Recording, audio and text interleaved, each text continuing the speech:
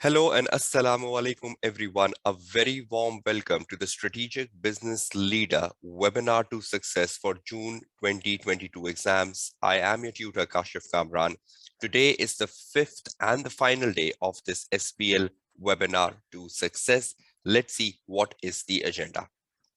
Now, the agenda of the fifth and the final day is to look at some reinforcement which could be really important for all of you ahead of your exams coming next week. And more importantly, a holistic overview of SBL and some very, very important discussions, which at this point in time, when your exams are just a few days away, would really be beneficial.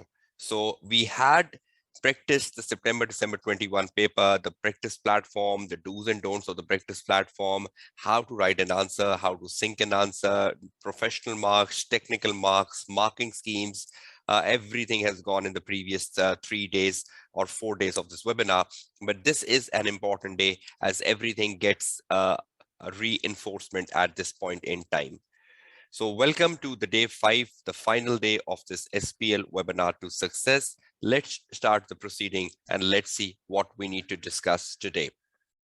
Now, first of all, while I was analyzing the past papers from September 2018, where the SBL started with, and down to the last paper, which is available on the ACCA website and on the practice platform, which is a September-December 21 paper, which we did in the webinar as well.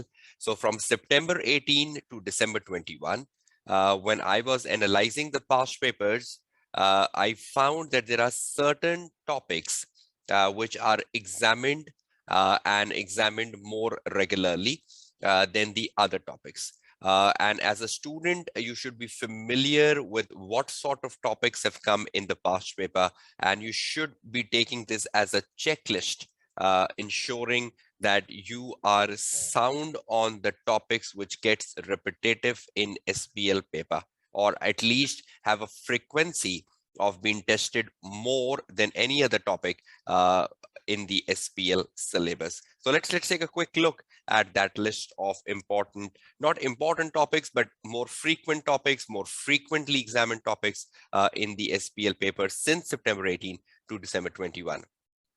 You can look at that list in front of you. This is based upon the scan of the previous exam sittings. These are not important topics, right? Don't take them that way. Okay, that these are the topics which we expect coming next week in our exams. No, not at all. This is just a scan of the previous paper. And in that scan of the previous paper, this is the frequently asked topics. And again, if some topics are frequently asked, there is a chance, there is a probability that you might even find them in your exam paper as well, right? So let's take it that way. Let's look at the list on the left first. Key areas. Performance excellence has come, I think, once in past papers. Investment appraisal. Customer segmentation, we saw that coming in the December 21 paper in the webinar. Evaluating the strategies. I hope you know that SAF model, suitability, acceptability, and feasibility. Examiner might give you 2 strategic options, and you need to evaluate which of the strategic option is better for the company. So evaluating the strategy is another area which comes quite regular in the past paper. Then moving on, CBD, diversity. I even mentioned the article on the SBL website, which is about diversity. You should know diversity. You should know the benefits of diversity. You should know the importance of diversity to the boardroom, and so on and so forth. CBD, what are benefits of CBD to the board? What are importance of CBD to the board of directors? The continuing professional development. I hope you have an idea of that. Customer database management system has been in the past paper. Knowing about what is a customer database management system, what are benefits of a customer database management system, what sort of value can an organization get out of a customer database management system is like extremely important. Stakeholder assessment, knowing the from a case study, identifying the power and interest of a stakeholder, or from a case study, identifying what are the best ways to engage with a stakeholder. So first of all, identifying whether the stakeholder mentioned in the case is important. Is it a key player, or is it a keep satisfied? What is the power? What is the interest? And then finding the best way to engage with them. The best way could be keep satisfied. The best way could be keep informed. So knowing about the Menlo metrics and linking that down to the case study. At times, the examiner has even asked for identifying the internal and external stakeholders of the company. That's pretty easier. So from a case study, identifying who are the internal stakeholders of the company and who are external stakeholders of the company. So stakeholder is an important, frequently asked topic in SPL. Project initiation document. That's extremely important. So knowing about PID, I hope you're all familiar with that.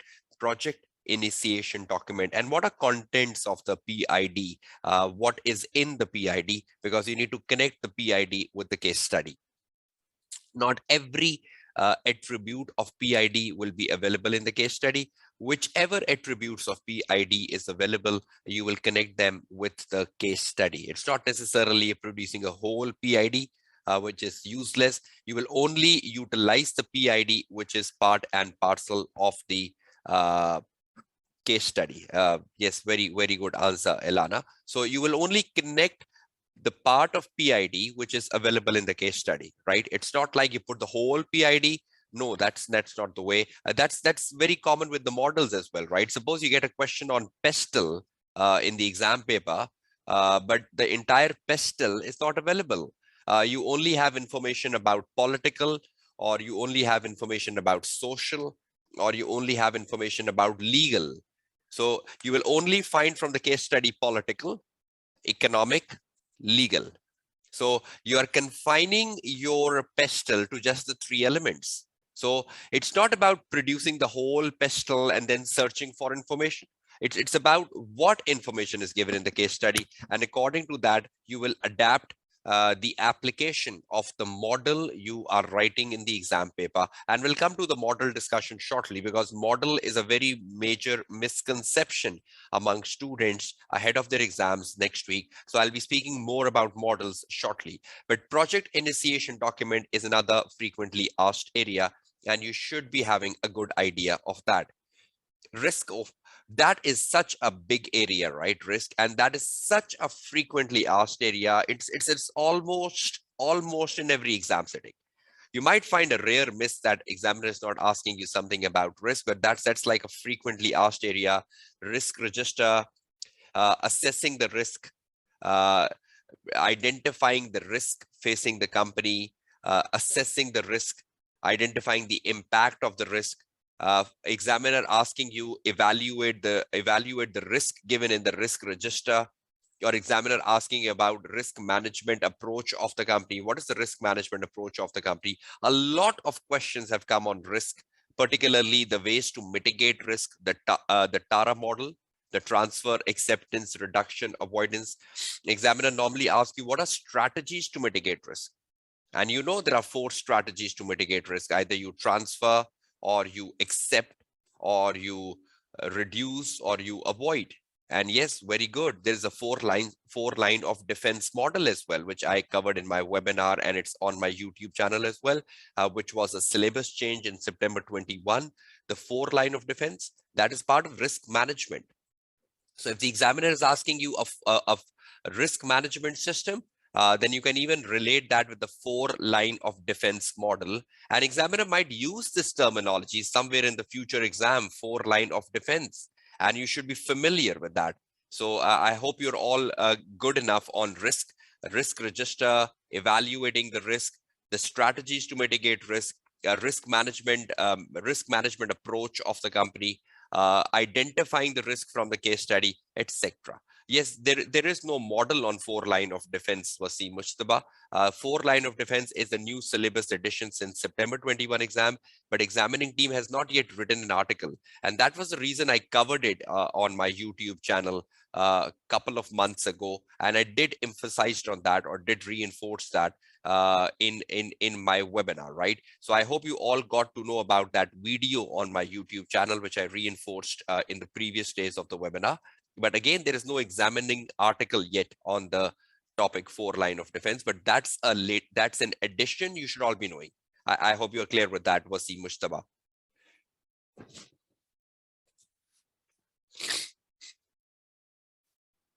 Okay, moving onwards. Internal controls, weaknesses, we've seen that even in the December 21 paper, a typical question asking you to identify the weaknesses, the implication of the weaknesses, and then giving up a recommendation. It's a very common area, and you will see this coming a lot of time in the past papers.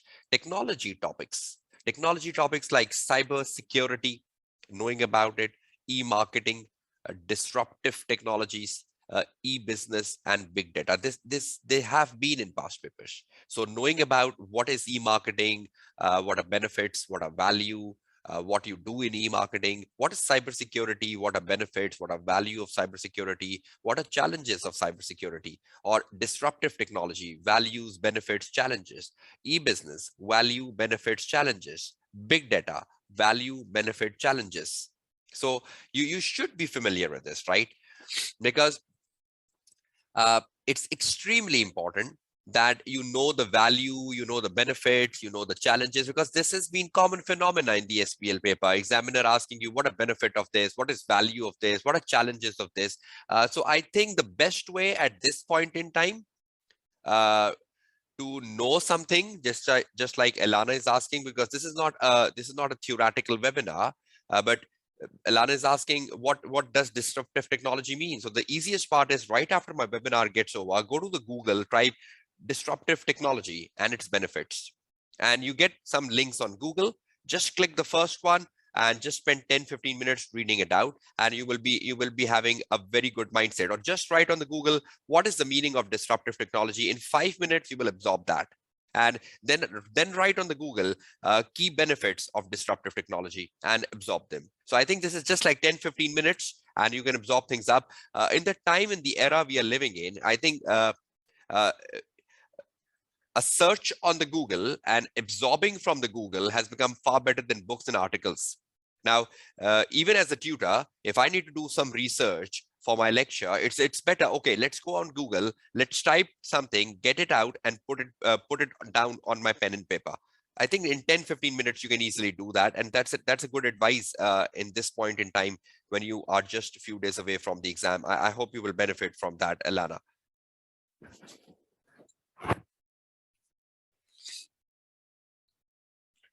Okay, moving further, there is another topic which comes quite regular, that is integrated reporting, and knowing about the benefit, knowing about the importance of integrated reporting to an organization, or knowing about the scope of integrated reporting, knowing about the 6 capitals of integrated reporting, and connecting the 6 capitals with the case study and the information in the case study.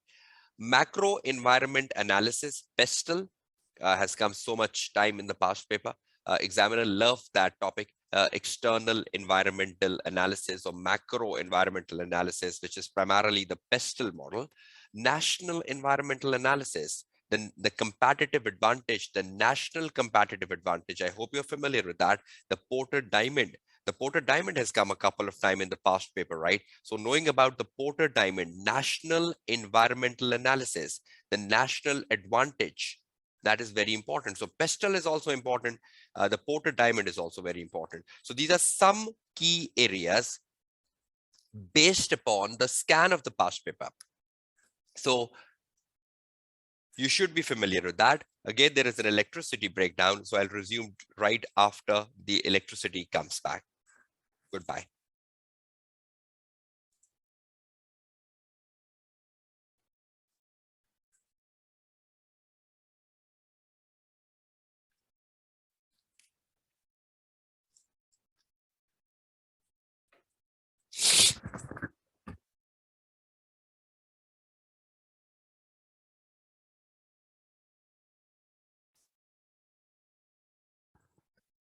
Okay, welcome back. Let's resume where we left due to the technical reasons. The session got disconnected. Now, just prior to that disconnection, we were discussing the key areas based upon a scan of the previous exam settings. Now, when I did this scanning from September 18 to December 21, right in front of your screen, we were discussing this. These are key areas.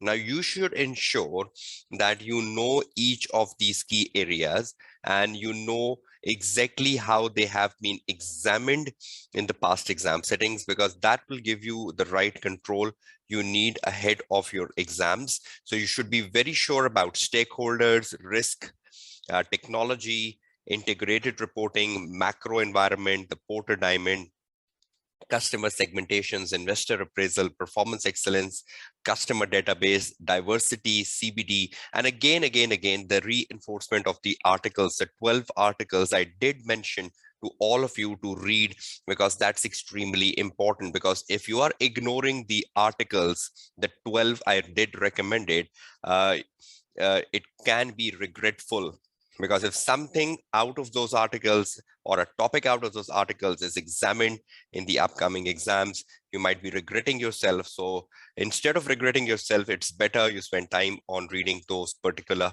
articles. That's extremely important. Now, one more thing. When you look at the topics which are examined on a regular basis in the past exam settings, and we were just discussing prior to that disconnection that a lot of time the examiner asks you benefits, importance, value, challenges. It's very important that, for example, integrated reporting, you know the benefits, you know the value, you know the challenges, or for the technologies like e-marketings, like big data, you know the benefits, the importance, the value, the challenges. Same goes with diversity. What are benefits of diversity? What are value of diversity to an organization? Again, that's covered in the article on diversity as well. Now, there are lots of topics in SBL and even in front of your screen currently, which requires you to know the benefits, the values, the challenges, because again, these are like favorite examinable areas of the SBL examining team. So if you have the right knowledge, as we were discussing on the previous days of the webinar, that if you know the benefits, you can then tailor them to the case study. If a question is asking you the benefits of integrated reporting and you know them, you can put them and then you can link them to the case study, rather than you write the benefit, what you have learned, and you just extract the rote learning on your answer on your word processing answer area. So it's extremely important that you know the benefits, you know the importance, you know the challenges, and then you relate them to the case study. Then you sync them with a case study, or then you ensure that you have absorbed the case study when you're writing the benefits or importance or challenges, etc. So these are core areas, these are repetitive areas, these are important areas, these are frequently examinable areas, and you should ensure that you know each one of them currently on your screen, because that would be extremely important. So just let's move on now. And in terms of moving on, benefits is the key area. Now, how many times have you seen benefits being examined in the past paper? I've seen them a lot of time, even in the September-December 21 paper. Benefit, value, importance, advantages. Now, you should be knowing them. There are so many areas where examiner can come down asking you what are benefits of this, or what are advantages of this, or what perhaps even asking you what are disadvantages. So there are so many knowledge areas in SBL which requires you to analyze the benefits. And if you do the scanning of the past papers from September 18 to December 21, you will find lots of time examiner asking you to write a benefit of something. So you should be knowing them. Just like in the December 21 paper, we found the value of a customer segmentation, or examiner asks you the benefits of integrated reporting. You should be knowing about them, or what are benefits of customer database, or what are benefits of e-marketing, or what are benefits of mobile technology. So something like that should be in your mind, because I believe benefits is an examinable area and is a frequently examinable area. So if you know benefits and you have penned down benefits, you have learned the benefits, that's good, because then you can relate them with the case study, because it's important that you know the benefits and then connecting them with the case study. I'll just come back to this shortly. Knowing the model isn't the best answer. Knowing the model isn't the best answer. And I'll just give you examples of that shortly, that a lot of time when the student read a requirement in the exam paper, he or she spend 5-10 minutes just thinking about which model to apply here, which model to apply here. They recall the BPB book, they recall the Kaplan book, they recall their class lectures, and they say, oh, which model, which model, which model, and they're wasting the time.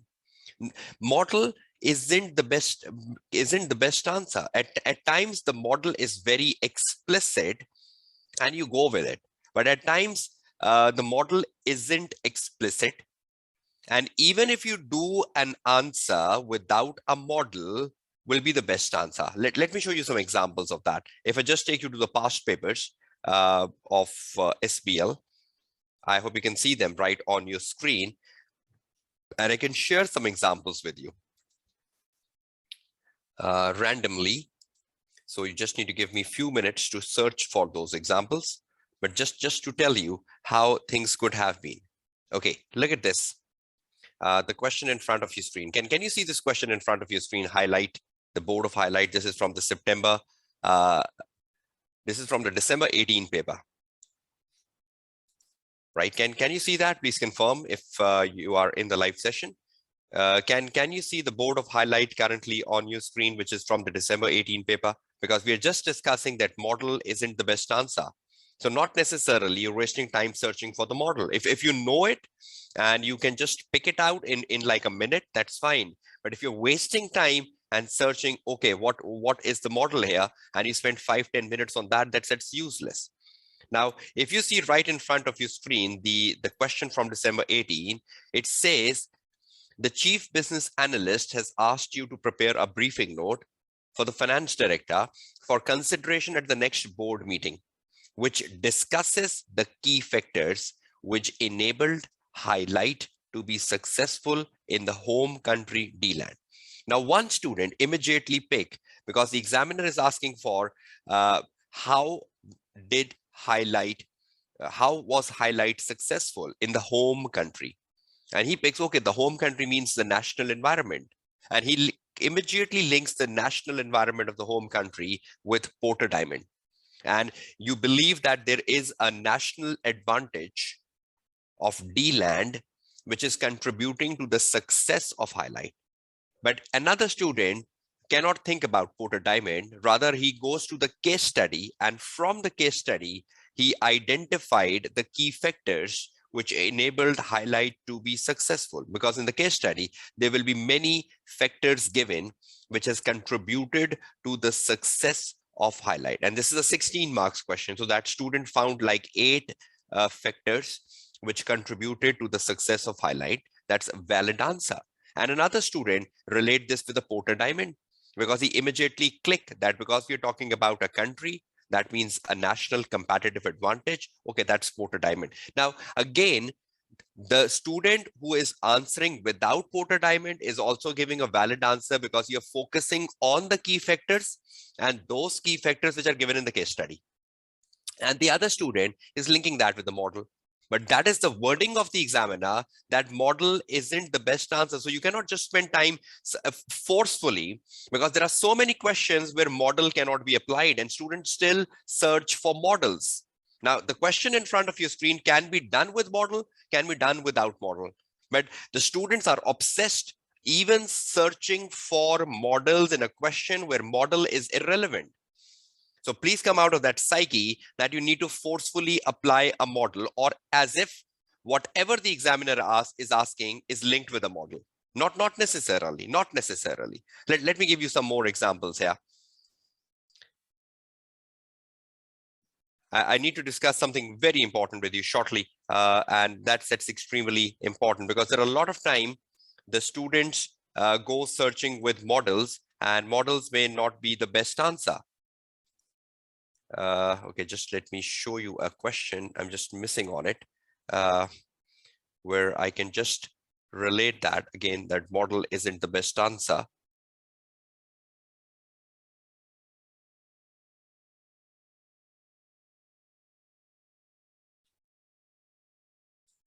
Okay, fine. Look at this question in front of you. This is from the September. Uh, this is from the September December 20, right? And from September December 20, examiner is asking you prepare a report for the CFO, which evaluates the extent of the external environment. Now that's quite picking for every student. That external environment is basically the macro environment, and the external environment is basically the pestle. So examiner is asking something about external environment and its impact on the company. So you are very clear here that yes, external environment, that's a picking word, and you go down with it. Key factors which enabled a company to be successful in the home country. Picking the Porter Diamond for some students will be easier, for some it will not be. But even in this question, probably because students are well prepared on external environment area, and they pick up, okay, the external environment is the pestle. So in the case study, we need to evaluate the pestle and its impact on the business objectives. I think that's quite picking up that the model will be applied here. Okay.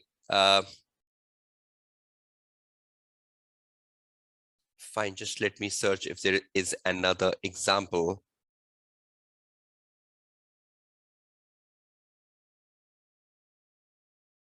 Where we can relate things with. Because sometimes you find a keyword and you click, okay, this is the model we are applying here, but sometimes doing that is like extremely difficult.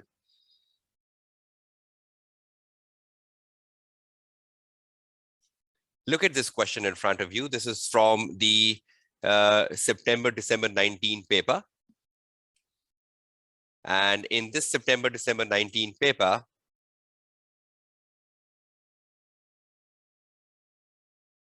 okay, Wasi, that's quite a long question to read in the live session. It's like a story. So if you can just WhatsApp me to my private number, and I can be replying back after I end the live webinar, right? Thank you so much.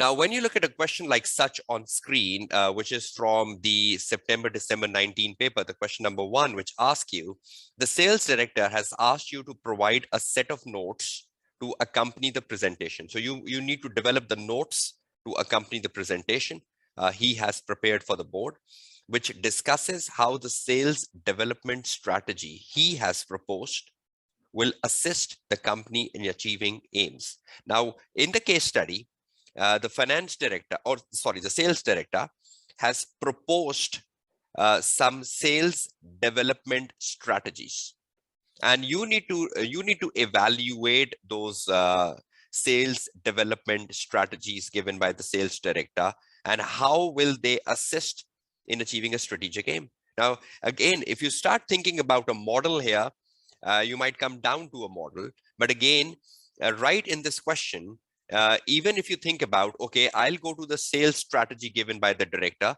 I just evaluate the sales strategies. I'll just discuss what is good in that strategy and what is bad in that strategy, and how they are helping the company in achieving the aims, which must be given in the case study, the aims of the company, and you're writing an answer. So the strategies are given. You need to evaluate the strategies, and you need to think how the strategy is contributing to the achieving of the aims. So you are critical in discussing how the strategies proposed by the sales director is converting to the strategic aims of the company. Again, a lot of time the students spend thinking about a model when you can write a journal answer, linking that to the case study and getting out of it. So I hope you start taking this in control, that knowing the model isn't the best answer. Or a lot of times the student just forcefully try to connect a model when model is not applicable and model is not relevant. And at times you even apply a wrong model. So if you are very sure and like instantly or spontaneously, when you're reading a question, a model strikes your mind and you think, oh, this is the model because I can pick up the keyword here, then go with it. But if you are not, then don't waste time. Just try to produce an answer by looking at the requirement, understanding the requirement, and connecting that with the case study. I hope you are fine with this understanding here. Now, something which is extremely important. While I was looking at some important areas which have come in the past paper, I normally get this feedback from students in every exam sitting. And when I even evaluate the paper myself, when it's available on the ACCA website, I do agree with that student comment that a lot of time, the SBL paper is very generic, or in the SBL paper, you don't see the topics which you have prepared. Now, you spend a lot of time preparing topics like governance and risk and internal controls and technology and financial performance, etc., or strategy. But when you get to the actual paper, or when you look at the actual paper and you look at the 100 marks requirement, you might not find something you've prepared. And this happens quite common in the SBL paper. You might not find e-marketing, you might not find risk, you might not find strategies, you might not find Porter Diamond, you might not find the pestle, you might not find something integrated reporting or something like stakeholder, something like Menlo, etc. And you say, oh, what's the sense of preparing them when they're not coming to the exam paper? And this happens a lot of time in exam paper. And there are so many questions in an SBL exam paper, in every exam setting, which relates with common sense, Just let me give you an examples of that. We were doing the September-December 21 paper, right? In the previous days. And we did the task 4 from the September-December 21 paper, which was asking us to evaluate the implication of the weaknesses identified and give a recommendation. Now tell me, what sort of preparation you need for this topic? What sort of preparation you need for a topic like internal control weaknesses? Alana is already on the track. What sort of preparation you need for a topic internal control weaknesses? Nothing, zero preparation. Because you go to the exam hall, the question will give you the weaknesses. You need to read the weaknesses and you need to think, okay, what's the implication of it and what's the recommendation? Can you go prepared for a topic like internal control weaknesses? Can you rote learn weaknesses? No, not at all. You don't need any preparation for that. Just let me give you some more examples apart from the September-December 21 paper. Okay, let's go back to the PDF file. I hope you can all see that in front of your screen.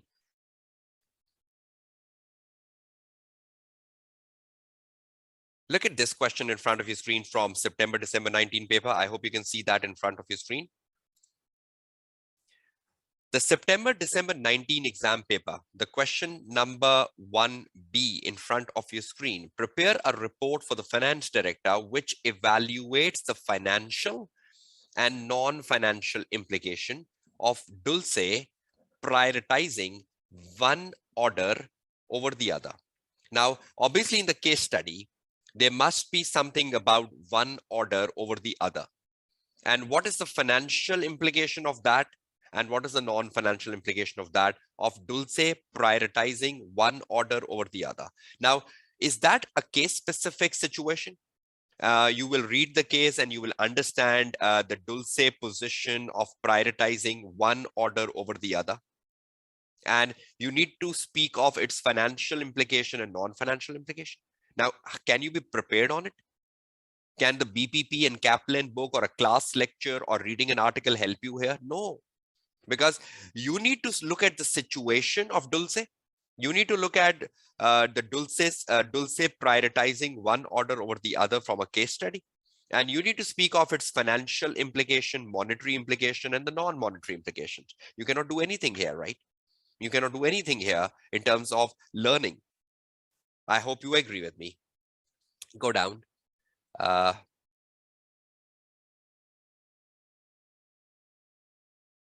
Look at this question. Sometimes you pick the topic. Analyze the risk identified in the risk register. So the risks are already given. You just need to analyze them and what impact the risk will have on the company. Recommend a mitigating activity. Now, you know the mitigating activities are transfer, acceptance, reduction, avoidance, but you need to link them with a case study, right? So at least in this question, you can pick, okay, the examiner is asking the application of the Tara model, or the examiner is asking us to analyze the risk in terms of the likelihood and impact. So at least the topic is pickable here, right? But sometimes like financial and non-financial implications of one order over the other, can you pick from which topic it is from? No, it's just like a journal answer. Okay, then let me show you something more. which is a very good question, which came somewhere in the past paper. I just need to pick that up to show you that you. Okay, look at this question in front of your screen. This is from the June 19 exams, the March June 19 exam. I hope you can see that in front of your screen. Question number 2. Question number 2B.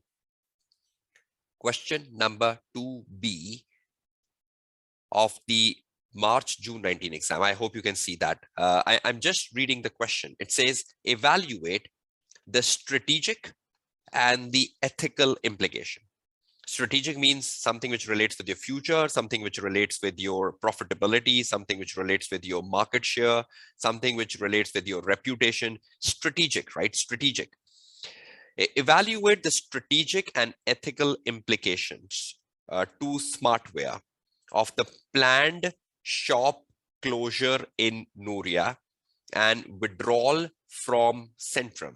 So the business is closing shops in Nooria, a place, and they're withdrawing from another place, Centrum. So that's like a strategy of the business, that they want to close some shops in Nooria and they want to exit from Centrum.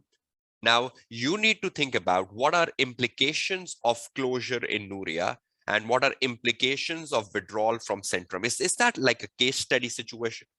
In the case, they might be telling you why are they closing in Nooria or why are they withdrawing from Centrum. They must have given their justification. Now, you need to think about the decision has been taken. The decision has been taken, right? Now, what is the implication of this decision on your strategic objectives, on your future, on the future of smartware? How will this affect the future of smartware, positively or negatively? And what are ethical implications? Again, can I be prepared about ethical implications? Because if there is an ethical implication of the closure, it must be given in the case study, right? It must be given in the case study, exactly, like loss of jobs. But again, can I be prepared with ethical implications from BPP and Kaplan? No. I need to think in the exam context there and then. And the student perspective, that the SBL paper at times or most of the time is very journal, and whatever we have learned never comes in the exam paper, is quite true, is rather absolutely true, because even when I analyze the paper, I believe, okay, what's the sense of preparing? Because everything is so natural in the exam paper and it relates to the case study. Do you agree with my point of view here?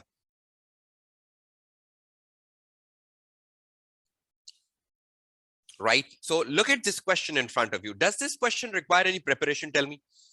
The question right in front of you from the June 19 paper, question number 2B. Does it require any preparation? All of you? Because only few students are responding, right? I need answers from all of you. Does it require any preparation? Or is it like going into the case and finding the answer? So there are a lot of time a question comes in exam paper which doesn't require the preparation. Look at this question here. Draft a memo to the buying and merchandising director, which evaluates the effectiveness of internal control and recommend improvements to internal control. You cannot be prepared for questions on internal controls, right? You can never be prepared on questions on internal control, because the weaknesses will be in the case and the recommendations has to come out of your own judgments. Okay, last thing. Look at this. Describe the benefit of introducing a customer database management system. Now that's a topic. Customer database management system, and from the BPP book, Kaplan book, or from the articles or from the lectures, you know the terminology customer database. Now, the question is asking you what are benefits. Now, this is a question which I always tell my students, that you should know the benefits in SBL paper from your learning, from your knowledge. And then you relate those benefits of the customer database management system to the organization smartware. Now, this is extremely important. Just give me 1 second if I can comment on this in a more effective manner. Right here, the benefits, right? You should know the benefits. Like, again, we have been discussing that multiple times in the session today, that you should know benefits of so many topics in SBL. But if you know the benefit, you have knowledge K, you have knowledge of the benefits, you will relate that with the organization. You will relate that with smartware, right? 6 marks, so just 3 benefits, but relating them to the case study. So if you learn the benefits of so many topics, can that be beneficial? But at least when you look at the customer database here, customer database is a proper topic. And if you know the topic, you can survive in the 6 marks question. NPV analysis. Again, you look at the term and you pick, oh, this is the topic. But tell me, strategic and ethical implication, what topic? Financial and non-financial implication, what topic? So at times you find 50%, 60% of the SBL paper where judging a topic, clicking a topic, relating it with the model is useless. Agree, disagree? All of you. I need answers from all of you because some are silent participants. If you're a silent participant, then what's the sense of taking a live webinar? I hope you agree. At times, 50 to 60% of the paper, and at times even more than that, is journal. You cannot relate this with it. You cannot relate that with the topic. But what is the concluding point here, all of you? The success in SBL lies in reading, understanding the case study, and extracting an answer out of it. I hope you agree with that statement as well. The success in SBL lies in reading the case study, extracting the answer from the case study, and getting success. You cannot go to SBL exam paper assuring yourself that whatever I have learned will come in the paper. No, never. You will get journal things. Strategic business leader is all here in the mind. You need to take judgments. You need to exercise judgments right in the context of the exam paper, and questions can be journal questions. You cannot say, oh, this has come from syllabus area C. This has come from syllabus area B. This has come from syllabus area F. No, not at all. I hope you're sound and clear on this. Just one last example and moving out of it.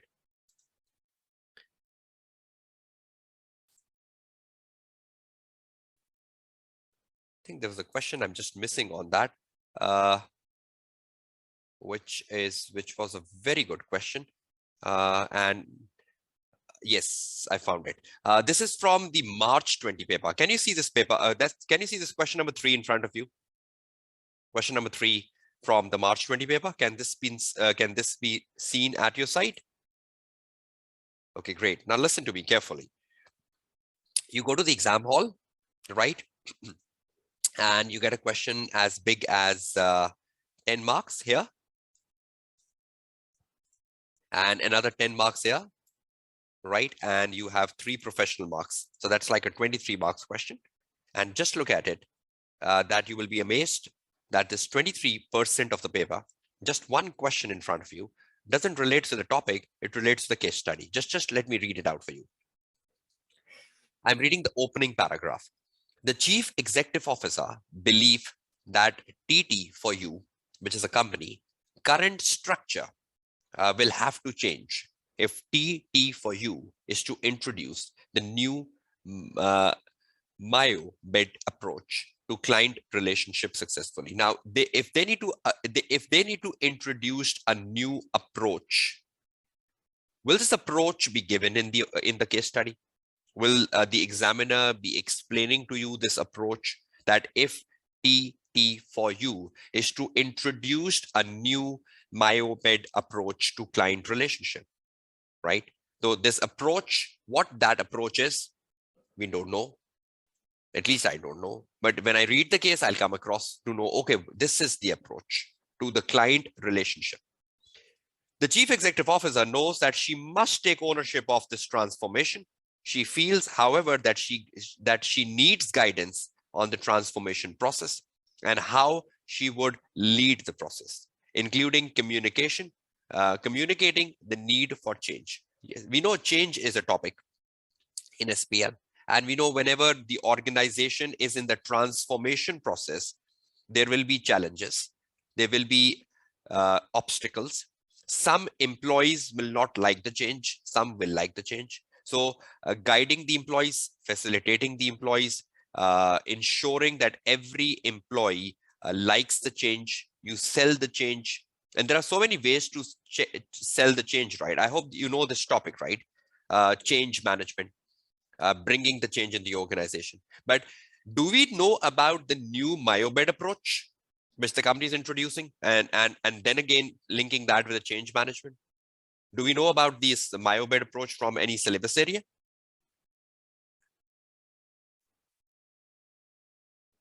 No. So will that be in the case study? Now let's look at the requirement.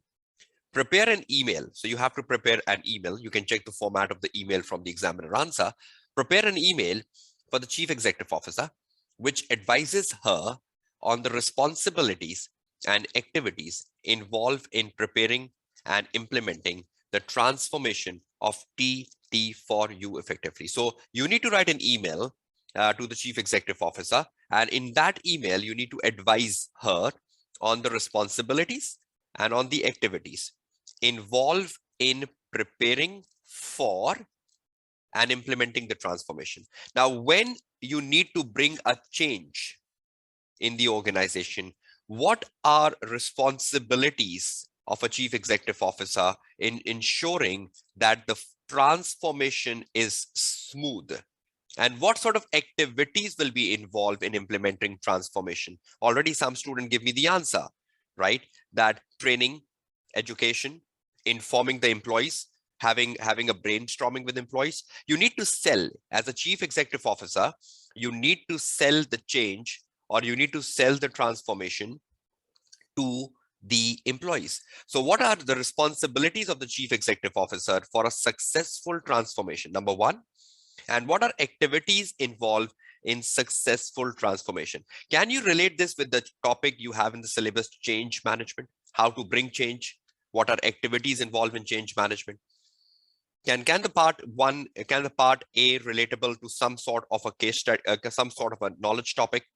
Agree or disagree, all of you?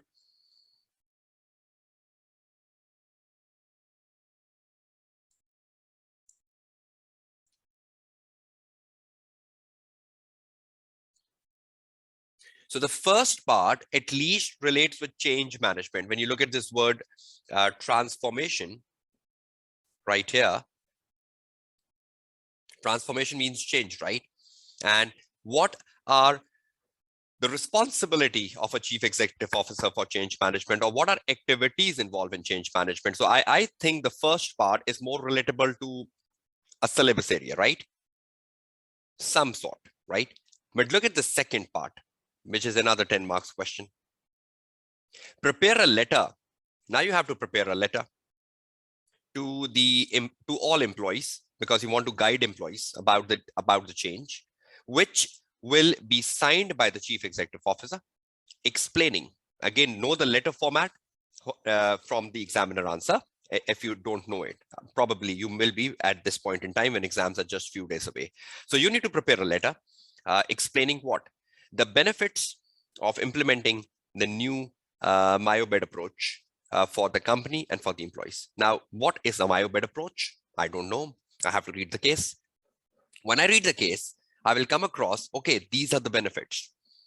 In the context of the case, I have to judge what are benefits of this approach for the company and for the employees. Now, can I know the benefits from the book? No, because this is something given in the case study. I can know the benefits of integrated reporting. I can know the benefits of mobile technology. I can know the benefits of e-marketing, because these are topics. But can I know the benefit of an approach given in the case study? No, because this approach is explained in the case study. I have to read it. I need to think about the benefits. Are you clear? Are you agree with me? So benefits of implementing the new approach, the MyoBed approach for the company and its employee. So the benefits has to come out of the case study. I cannot be prepared for it. The second, the main changes to the team structure. What sort of changes you need to make to the team structure, and what sort of changes you need to make to the behaviors below the board level. Now that below the board level means your technical management, right? Your senior managers, your chief executive officer, because under the board, you need to think about which management is under the board. What sort of changes you need to make to the team structures, and what sort of changes you need to make to the behaviors of people under the board, which the new myobed approach will require. Now, again, when I read the myobed approach, I will get to know that what sort of a behavioral change is required for the myobed approach, or what sort of a structural change is required for a myobed approach. But can I be prepared to tackle this question without reading the case study? Does it relate with any syllabus area, A, B, C, D, E, F, G, H? Tell me. So the entire 10 marks answer is to be searched. So are you prepared for this challenge? And I believe this is easier, because if something is case given, then it's easier for every student to read the case and find the answer. Right? Alana, education, communication, training, negotiations is the answer for A part, right? Where you need to guide to the chief executive officer what are her responsibilities and what sort of activities will she undertake to bring the transformation. So that is the answer for 1A. But what sort of structural changes are needed with myobed approach? Again, when till the time I don't read the myobed approach, I will not be having an idea about the structural changes needed. I hope you're clear with that, right? Now tell me, all of you, when you go to the exam hall for June 22 exams, quite possible 50% of the paper or more than 50% of the paper is journal, like the examples you're coming across here. And your preparation from the class lectures, reading the book, reading the article is of no use. And you have to be prepared for this. And I believe if something comes from case like myobed approach, as if I am a student in your place, I will like it, because I know, okay, leave aside the books, leave aside the article, let's read the case and find the answer. Is that clear to all of you? Do you find a question, a journal question from the case easier than a case specific, than a book specific topic? Agree or disagree? So you need to understand that a significant percentage can be journal paper. And this is a common feedback I get from students, and you must be getting from your seniors as well, who have passed SBL, that SBL is very journal paper.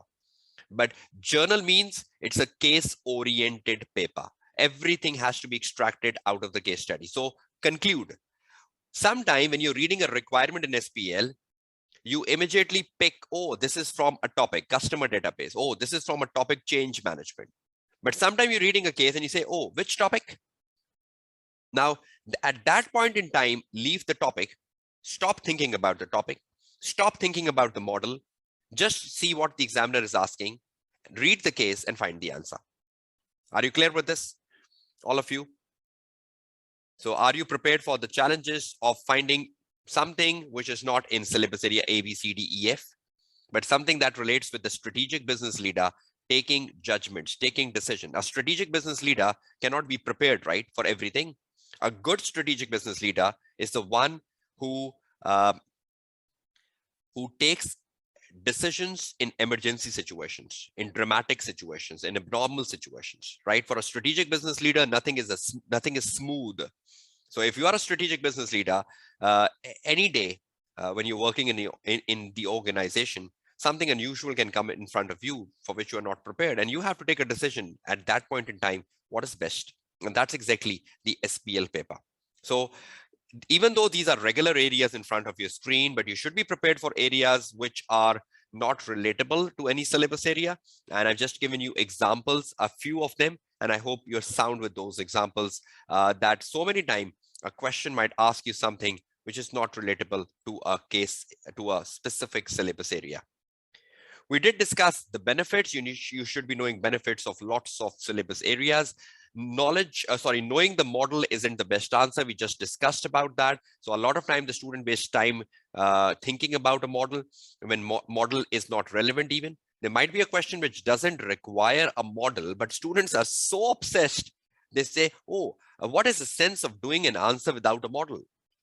If you are that sort of a student, You might be in a very difficult situation in the upcoming exams because not necessarily every question requires an application of a model. There are so many requirements which can be solved without model. And even if there is an application of a model and the student cannot find it, rather he or she just link the answer with a case study. That's a fine answer. So examiner will not penalize you that if you have not used a model, rather you've given a correct answer. So without model, even the answer can be correct, just as I've guided you with examples a few minutes ago. Okay, moving on. Examiner in each sitting do ask something in the paper which does not relate to a specific syllabus requirement, rather just based on case reading and extracting answer. Intelligence is the key to success in SBL. Have you got examples of that? Tell me.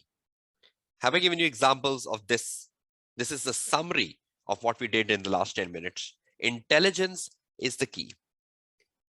So taking decisions in 4 hours, taking the right judgments in 4 hours is the key to success in SBL paper.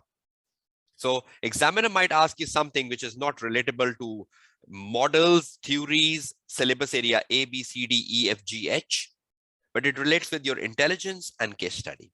And any student who survives this will be successful. And any student who comes under panic, stress, depression, demotivation, and you say, oh, I could not understand this. Perhaps you're going towards failure. Next, the Dr. Dino 100 series document, which I shared with you in the Google Drive on the day one, I hope you all have that, is a best revision document few days before exams, even benefits, even advantages, even challenges. I think Dr. Dino has covered the crux of every topic. How many of you are on Dr. Dino series document? How many of you are utilizing it every day? Can you confirm that? Is anyone spending time on it, utilizing it? Because I think that's the best summary of taking holistic control of SBL, of taking command on SBL, because I did recommended some pages to be read. And those pages are wonderful summary of your SBL paper. Okay, almost every student is saying they are utilizing. So at least my message has been disseminated and my message has been reinforced among all of you, which is wonderful. So one source at this point, when your exams are just few days away, is not books, is Dr. Dino 100 series and the 12 articles I recommended, right? That is the knowledge. So Dr. Dino 100 series and the 12 articles. I hope you all know that.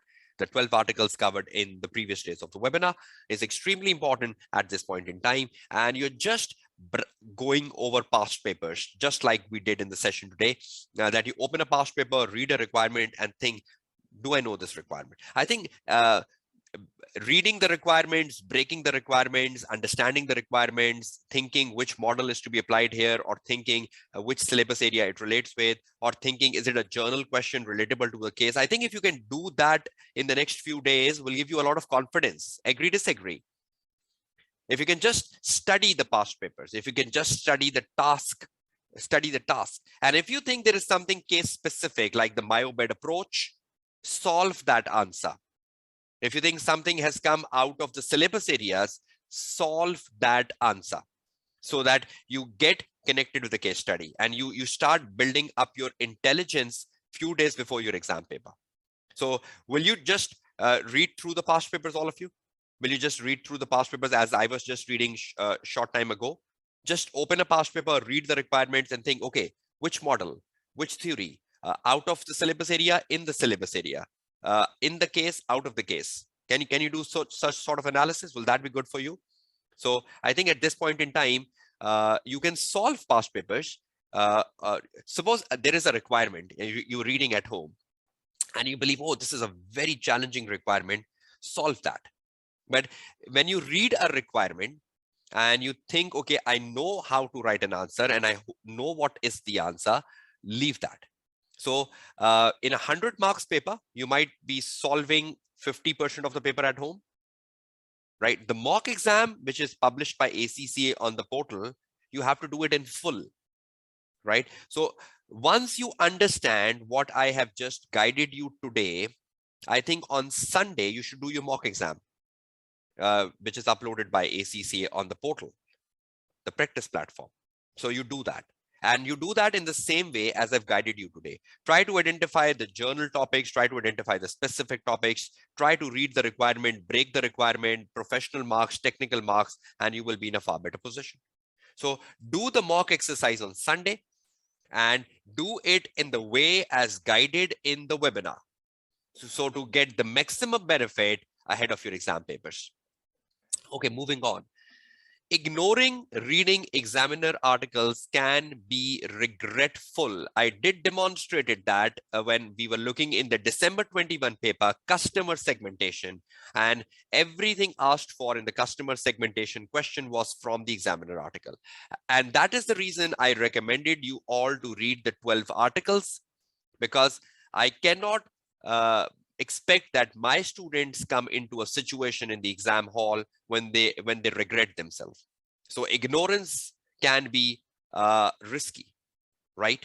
So please ensure that you have read the 12 articles which I did recommended you. How many of you have gone with all the 12 articles so far, or like 7 to 8 of them?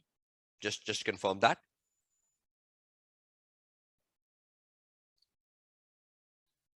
Yeah, you can't regret later, right? No one can regret that. Okay, that's very good. Alana is saying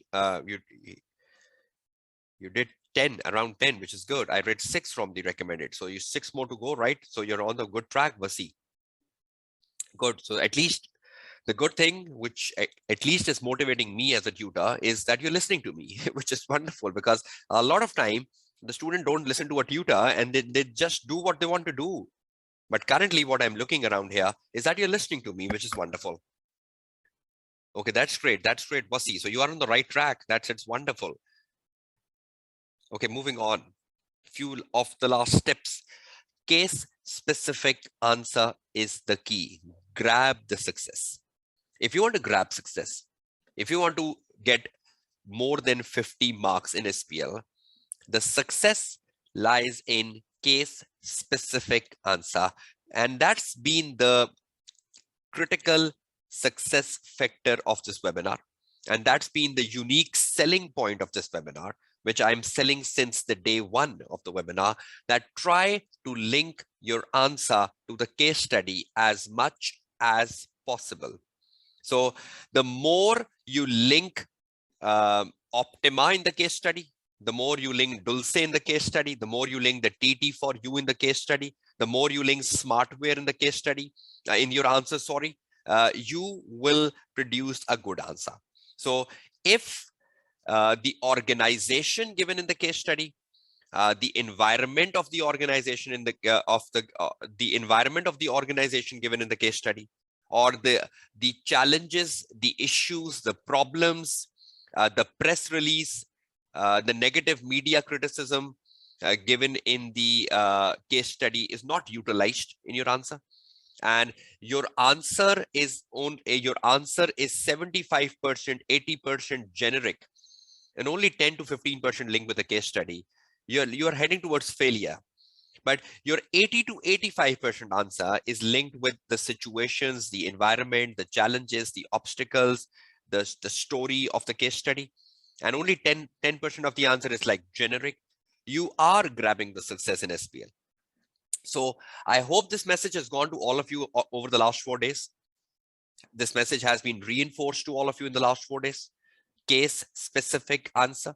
Try to find and develop a point from a case study. Even if you're writing a benefit, advantage, drawback, link that with a case study. Are you on it, all of you? Okay, moving on. This is what we did, I think, on the day 1 or somewhere. But again, I need a reinforcement, because a lot of time the student are very confused about the length of the answer. Now, I was very clear about the length of the answer, because if you have read the article, which is in the day 1 of the Google Drive, 10 things to learn from September 18 exams. That was the first exam sitting, right? And the examining team mentioned in that article 10 things to learn from September 18 exam. And repeatedly, the examining team has mentioned that in the examiner report, that the maximum length of a point or the maximum length of a paragraph in SBL, which fetch 2 marks, is maximum 4 sentences long. So in like 4 sentences, you develop the point, maximum. But if the examiner is saying, like if sometime you find examiner saying, communicate concisely, you need to demonstrate the communication skill in communicating concisely to the board. Now, when you're concisely communicating to the board, you can drop the length of a paragraph to like 2 sentences or max 3 sentences. So there is a reduction in the content you are writing. So what is the length of one paragraph? And again, sentence means where you put a full stop, just like you see the screen in front of you. My full stop is coming right here. So that is 1 sentence. So sometimes the sentence is a bit longer because you put a full stop very later. But wherever you put a full stop becomes 1 sentence. Now look at this bullets in front of your screen for a reinforcement. For the strategic professional exams, it is not always possible to publish suggested answers, which comprehensively cover all the points. See, examiner is telling this. Examiner is saying, even when the examining team writes an answer, that answer cannot include everything. Credit will be given to candidates for the points not included in the suggested answer, but which nevertheless are relevant to the requirement. So examiner answer is not the best idealization. And you say, okay, whatever examiner has written, my answer should 100% match the examiner answer. Never, never, never. Because examiner is saying even in the examiner answer, there might be many points which are ignored and it's not possible to write every point. But if a student writes a point which is not in the examiner answer, and that's well justified in the context of the case, because case specific answer holds the key to success, you will be rewarded for that. Number 1, I hope that motivates you. Number 2, motivation. In addition, in this integrated case study exam, candidates may reintroduce a point made in other questions or parts of question as long they are made in specific context. Suppose there was a point in the case study which you utilized when you were answering the task 1A. But later, when you were in the task 4B, you reutilize the point in a different manner. So there was one point, suppose there is a point about myobed approach, but you did utilize the point about the myobed approach when you were doing the task relating to the myobed approach as we discussed today. But the point relating to the myobed approach, which you have already utilized in the answer of the myobed approach, later in another requirement, you think that this point needs to be addressed again in a different context. So you can reintroduce the points back again in your answer in a different context or in a different perspective. Is that clear to all of you? Because it's an integrated case study, right? It's an integrated case study. So one point can have different perspective. So you might be looking at one point from a myobed approach, or you can be looking at the same point from a technological approach. There can be different perspective of looking at one point, right? So examiner is saying you can reintroduce the points. Next, the suggested answer presented in the model answer inevitably give much more detail than would be expected from most student under exam condition. This is the best line I have always liked from examiner answer, that the answers are lengthier than the one expected from the student because examiner himself guide that the maximum length of one paragraph is 3 to 4 sentences long. So if I'm writing 3 benefits for 6 marks, the maximum length of my answer would be like 12 sentences, 10 sentences, and I wrap up my answer for 3 benefits. But when you look at the examiner 3 benefits, it might be 20, 25 sentences long. I'm not expected to write that. I hope this is a reinforcement day 5, where points discussed previously are being reinforced just to ensure that if you have forgotten them, that comes back to your mind. So stop idealizing the examiner answer, sit down with the past paper, open a past paper, study the past paper, see what you know, what you don't know. If you don't know anything from the past paper, solve it. If there is something If there is something journalized asked in the past paper from September 18 to December 21, solve it. So spend as much time as possible with the past paper, careful analysis of the past paper, not just spending time idealizing the examiner answer. You can learn the formats from the examiner answer. That's wonderfully good. How you start, how you end. I've been reinforcing that in the previous days. So that's how things have to go down with the examiner viewpoint. Grab the professional marks as guided in the webinar previous days. How many? I believe you should aim for 15 out of 20. Should. And I believe you can do it. Examiner will tell you how to demonstrate a skill. I hope you're all clear on that. I hope you will all read the line, professional skill marks are available for demonstrating commercial acumen. And then the examiner will tell you how to demonstrate commercial acumen. And if you pick that out and you demonstrate the commercial acumen in the way the examiner likes it to be demonstrated, along with the journal professionalism of using the right format, using headings, using short paragraphs, and avoiding repetition, and demonstrating commercial acumen in the way examiner likes it, you are grabbing most of your professional marks. I hope you're clear on that, because this has been addressed quite a number of times in the previous days of the webinar. I hope you agree. So are you all clear on what professional marks are? What is the breakup of the professional marks? What is the utilization of the professional marks? Are you all sound and clear on this? Because that's extremely important, right? So I was very clear in the breakdown of the professional marks, right? I was very clear on how to get them, and learning the definitions of the skills is useless, because examiner will tell you professional skill marks are available for demonstrating skepticism, and then the examiner will tell you how to demonstrate it. Examiner will tell you professional skill marks are available for demonstrating the evaluation skill, and then the examiner will tell you how to evaluate. I hope you know what to demonstrate and how to demonstrate from my webinar. I hope you are doing that at home. How many of you are doing that, reading the demonstration line and finding how to demonstrate and link that to case study? How many of you are finding that demonstration line reading far better, far easier now?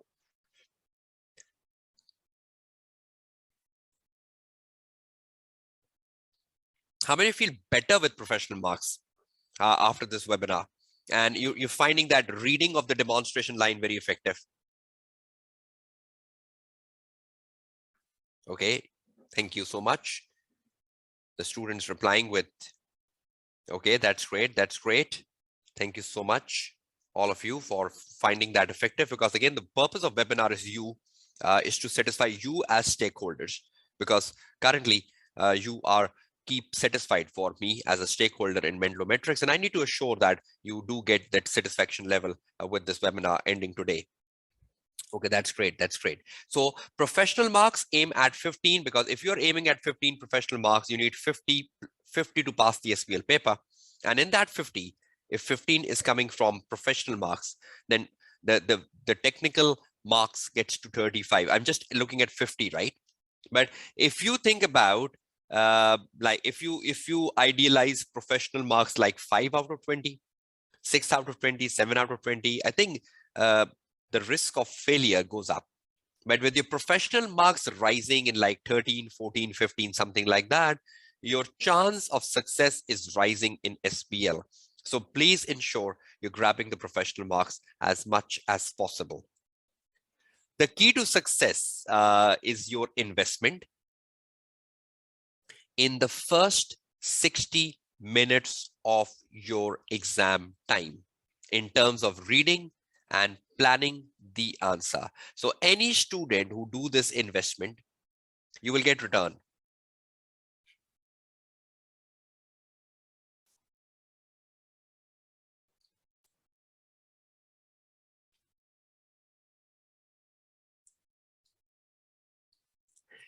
The key to success is your investment. Investment gives you return. The investment first 60 minutes. Now, in the first 60 minutes, if you read the task, you understand the task, you broke the task, you know how many things to write, you know what to demonstrate, you have put the task on the response options, you have read the case study, you have copied and pasted the exhibits into your requirements. I've demonstrated all that, right, on the day 3 and day 4. And in 1 hour, if your response option is ready with the task, professional marks, and the dumping of the information from the exhibits as demonstrated on day 2, day 3, day 4, you have invested rightly. And if first 1 hour is invested rightly with retention, copy pasting, the remaining 3 hours give you the return in terms of a quality answer. This is the return of your investment. But if the first 1 hour was haphazard, confused, full of stress, full of panic, not copy pasting, not annotating, just reading, and after 1 hour you say, oh, what I read. After 1 hour you say, oh, what I have to do. Imagine the situation yourself. But after 1 hour you say, oh, let's now put everything off. Let's open my word processor and let's type answer. And for the remaining 3 hours, I'm typing, copy paste, looking at the information on the screen, copy paste it, and any unleft information is deleted. So I keep deleting anything which I'm not using. And 3 hours later, you're producing the best answer. Did I demonstrated this exercise on day 2, day 3, day 4 of going with the practice platform, copy pasting? Every such technique has gone to the webinar.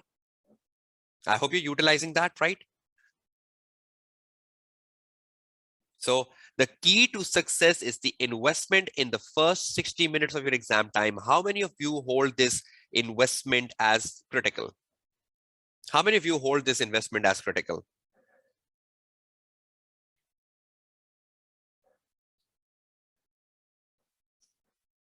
Okay, great. Thank you. One student saying, I do hold it. What about others? Some students are very lazy, right, in responding. Okay. Another student saying, I do.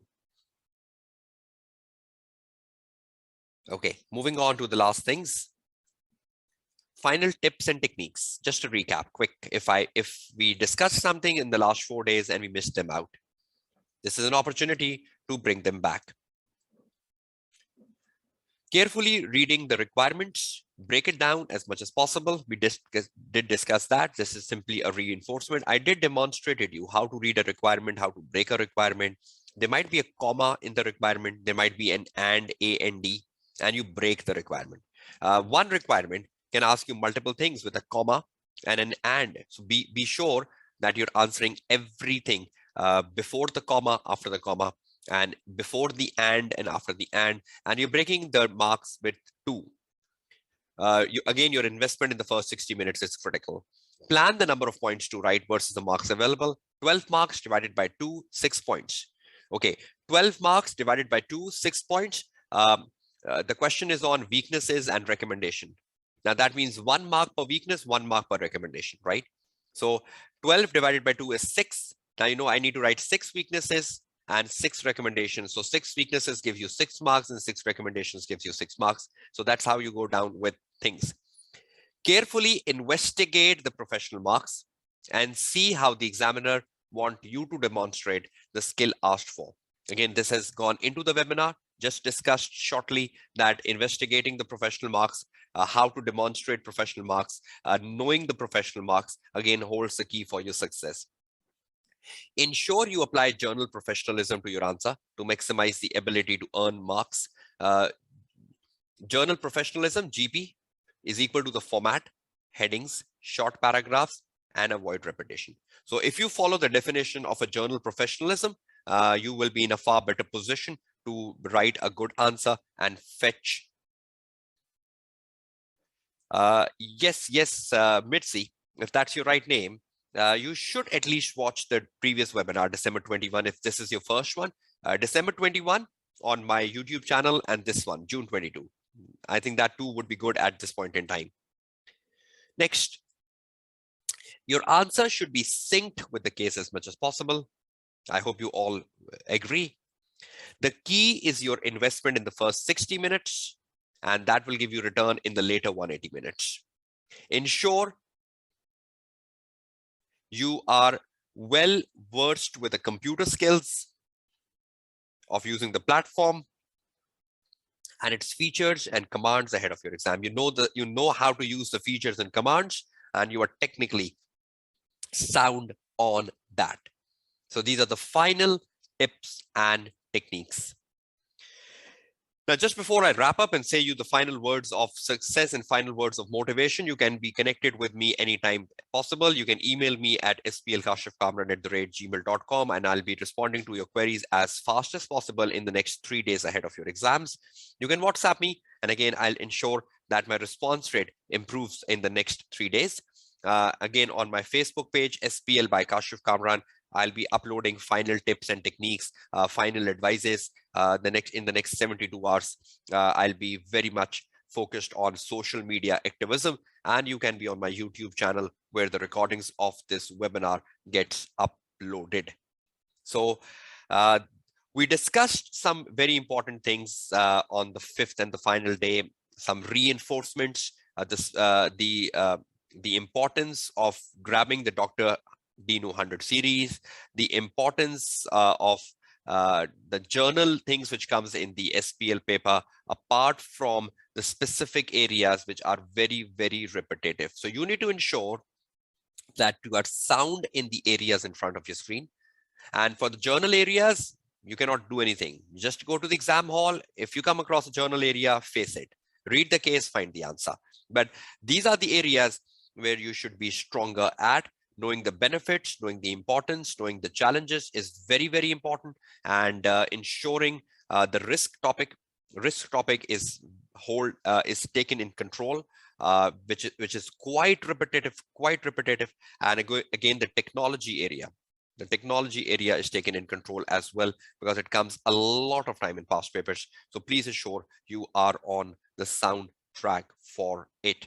Now, if you had a question in the webinar today, I think Vasi had a question, but that was quite lengthy, so I couldn't answer it. But I did mention Vasi to drop me a message on my WhatsApp so I can respond. I can read and respond properly, because that will take time to read that long message, and I'll be responding. So that is it then from the day 5 of the webinar.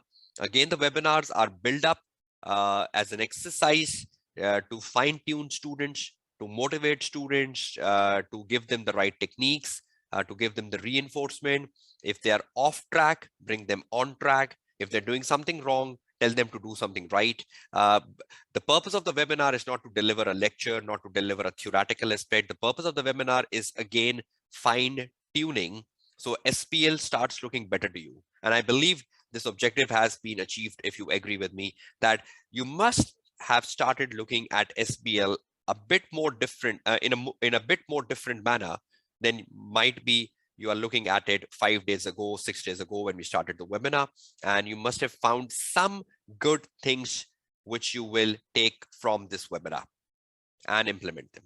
So have you found some good things over the last 5 days of this webinar, which you believe, yes, we got something very good and we are implementing it? So I hope you have some takeaways from this webinar, right?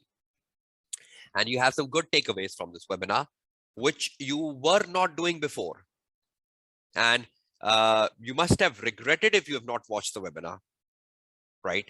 So I wish you all a very best of luck. Your exams are just a few days away from now when we are conducting the day 5 of the webinar.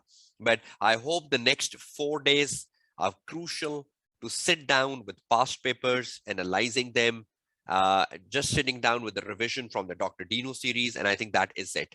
But you need to be focused and ensure your intelligence is active on the day of exam. You're not stressed out, because a lot of time the students study too much 24 hours before the exam, And what exactly happens that when you sit in front of a computer on the day of exam, you are like exhausted, stressed out, drowsy, sleepy. Please don't do that. 24 hours before your exam, you should reduce the content of study and you should relax. You should just sit down, relax yourself, whatever makes you relax. Try to find something which relax your mind, and you are active for the day of exam. So I think if you have exams on Tuesday, Monday, you should not study. You should just plan to study by Sunday, and that is it. But because if you get yourself exhausted, you will not be delivering the best. I hope you agree with me. A lot of time I've seen students who are so exhausted that even though they're well prepared, they collapse on the day of exam. So please don't do that. So again, best of luck for your upcoming exams, and my prayers, my well wishes are all with you, and I will be looking forward for the feedback of your June 22 exams on Tuesday, right? When you come out of the exam hall and share the feedback, what comes in the paper and what not, and how well handled the paper was. So best of luck, and keep in touch, and I will be in touch with you as well. Best wishes. My prayers are with you all. Study effectively, stay focused, be determined, and that is it. So the webinar to success for SBL June 22 exams is getting over. I'm Kashif Kamran, your tutor, signing off, and goodbye and Allah Hafiz. Thank you so very much, all of you, for the admirations, and thank you so very much for participating in this live webinar. Take care, Allah Hafiz, and goodbye.